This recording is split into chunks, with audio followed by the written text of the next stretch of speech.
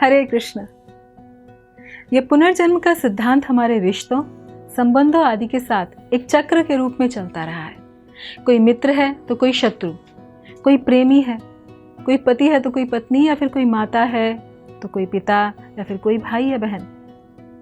धरती पर सबसे पहले आर्यों या कहें कि वैदिक ऋषियों ने ही मानव को सभ्य बनाने के लिए सामाजिक व्यवस्थाएं लागू की और लोगों को एक सभ्य समाज में बांधा। पाश्विक व्यवस्था को ऋषियों ने चुनौती दी और फिर इसे पाश्विक संबंध मानते हुए नए वैवाहिक नियम बनाए। ऋषि श्वेतकेतु का एक संदर्भ वैदिक साहित्य में आया है कि उन्होंने मर्यादा की रक्षा के लिए विवाह प्रणाली की स्थापना की और तभी से कुटुंब व्यवस्था का श्री गणेश हुआ। विवाह नहीं तो परिवार भी नहीं।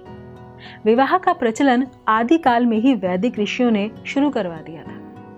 विवाह करके ही जीवन निर्वाह करना सभ्य होने की निशानी है। विवाह संस्कार हिंदू धर्म के 16 संस्कारों में 13वां संस्कार है। कॉलेज की पढ़ाई के बाद विवाह का समय होता है, यानी विद्या अध्ययन के पश्चात विवाह करके गृहस्थ आश्रम में प्रवेश करना होता है। पति पत्नी के तनावपूर्ण रिश्तों की बढ़ती गिनती को देखकर भी कई लोग तैयार ही नहीं होते और इस झमेले से दूर ही रहना चाहते हैं। वर्तमान में तो भारतीय हिंदू दंपतियों में भी तलाक का प्रचलन हो चला है, जबकि हिंदू धर्म में तलाक जैसी कभी कोई प्रथा रही नहीं। प्राचीन काल से ही एक पत्नी व्रत या एक प्रतिव्रत धारण करने की परंपरा है, लेकिन समाज में बहुविवाह के भी कई उदाहरण देखे जाते हैं। हालांकि ऐसे विवाह को कोई धार्मिक या सामाजिक मान्यता नहीं है। यदि हम वर्तमान कलिकाल की बात करें तो ऐसे कई पति और पत्नी हैं जिन्होंने कुछ साल साथ रहने के बाद तलाक ले लिया। ऐसे भी कई युगल हैं जिन्होंने संतान को जन्म देकर उन्हें अनाथ कर दिया। उदाहरण के लिए एक महिला ने अपने पति को तलाक दे दिया। उसकी 3 मासूम और अबोध संतानें थी। वो तीनों को छोड़कर किसी और के साथ विवाह बंधन में बंध गई। इसके विपरीत कुछ पुरुष भी ऐसा कर सकते हैं। ऐसे में बच्चों के साथ न्याय करने वाला कोई नहीं होता। वर्षों तक दोनों अदालतों के चक्कर काटते रहते हैं। उनके मन में धोखा, फरेब, लालच, क्रोध और यौन भावनाएं ही प्रबल रहती हैं। ऐसे खिन्न मन के साथ कोई अपने जीवन को क्यों नरक करना चाहेगा। और आगे चलकर जिनके चित्त में ऐसी भावनाएं प्रबलता से गति कर रही होती हैं, वो एक समय बाद मनुष्य योनि से गिरकर उस योनि को प्राप्त करते हैं जहां प्रतिदिन रिश्ते बदलते रहते हैं, बदल जाते हैं। इसी का एक उदाहरण है आज का लिव इन रिलेशनशिप। ये कुत्ते, बिल्ली आदि पशुओं से बेहतर नहीं है।